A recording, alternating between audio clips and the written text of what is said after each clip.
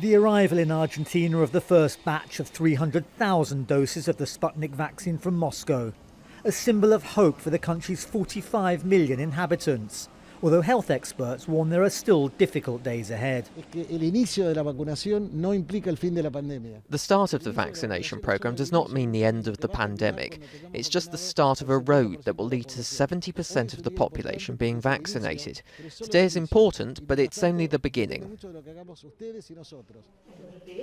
After approving the vaccine on Wednesday, the Argentine authorities are working with their Russian colleagues to convince a sceptical population that it's safe, while negotiating with other producers for alternative vaccines.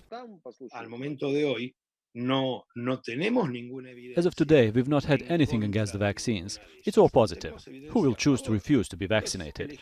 It is complicated, but by law, vaccination in Argentina is obligatory. Now begins the huge logistical operation of distributing the vaccine to the distant corners of this enormous country, the 8th largest in the world. A fleet of trucks is taking supplies to Argentina's 23 provinces, where 1,800 vaccination points are being set up.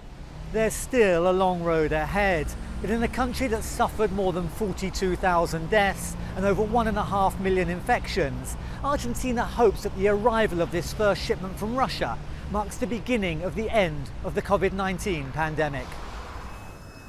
Frontline medical staff will be the first to be vaccinated, but health experts are keen to stress that the battle against the coronavirus is far from won. Our concern is that the infections are rising, but we've been very focused on the vaccination plan and to prevent more hospitalizations and more deaths, especially in intensive care. So we're targeting the first of all those who are at the most risk and the most vulnerable. The Argentine authorities are imposing fresh quarantine restrictions over the holiday period, trying to keep rising infections under control and the hopes and expectations for the recently arrived vaccine in check. Daniel Schreiber, Al Jazeera, Buenos Aires.